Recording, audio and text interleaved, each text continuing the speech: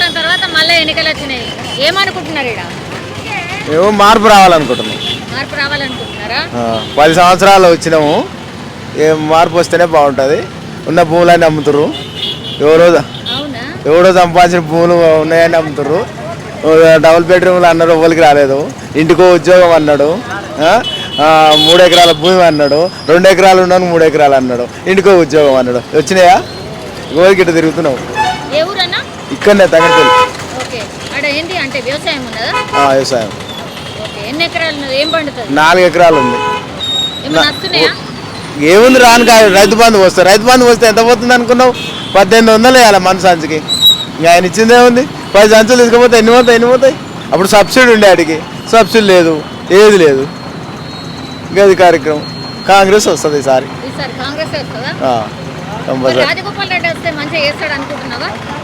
ఆయన మనిషిని చూస్తలేం, పార్టీని చూస్తాం అంతే. అట్లా ఇక మనిషి ఏముంటుంది, మనిషి వాళ్ళు ఇటు పోతారు. అన్ని పార్టీలలో ఉంది అది, ఇటు అటు పోయొచ్చుడు. ఏ పార్టీలో లేదు.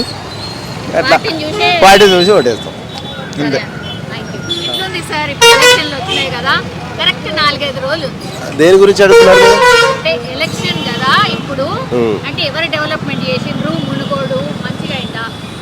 మునుగోడు రాజగోపాల్ రెడ్డి రాజీనామా చేసినందుకు డెవలప్ అయింది. తర్వాత ఇప్పుడు కూడా రాజగోపాల్ రెడ్డి వస్తాడు. ఎందుకంటే వింగ్స్ మొత్తం హ్యాండ్స్కి ఉంది కాబట్టి రాజగోపాల్ రెడ్డి కంపల్సరీ వస్తాడు. అది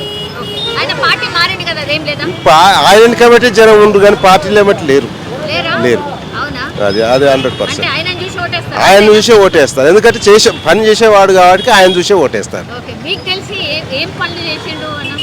ఏం పని అంటే ఆయన రాజీనామా చేసినాకనే మాకు రోడ్ వచ్చింది, అది ఈ రోడ్డు. తర్వాత గట్టుపల మండలం అయింది.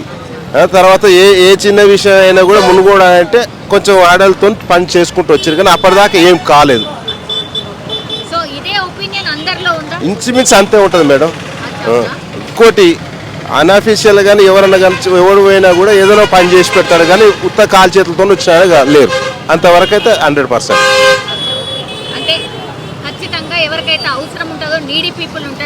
ఖచ్చితంగా ఆయనకు సౌకర్యాలంతా, ఆయనకు సేవలు అందుతాయి.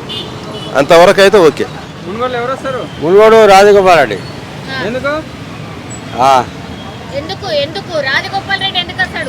ఎందుకో మొత్తం పైన కేసీఆర్ కూడా రాడు, మొత్తం సీఎం కాంగ్రెస్. అంటే ఏదేం చేయలేదు.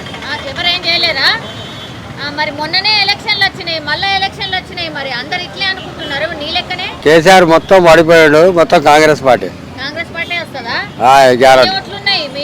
గ్యారంటీ. మా ఇంట్లో 5 ఓట్లు. మొత్తం కాంగ్రెస్ కేస్తావా? మేబీ రాజగోపాల్ రెడ్డి గెలిచే అవకాశాలు బాగా ఉన్నాయి. సూచనలు, ఆయన పరిపాలనా విధానం, ఆయన చేసిన మంచి పనులు చాలా అభివృద్ధికి కేటాయించడం జరుగుతుంది.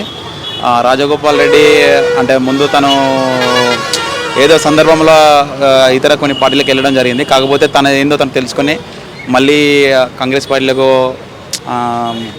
పార్టీలోకి రావడం జరిగింది. దాని ద్వారా మేము మునుగోడు నియోజకవర్గానికి బాగా అభివృద్ధి చెందుతుందని కోరుకుంటున్నాం.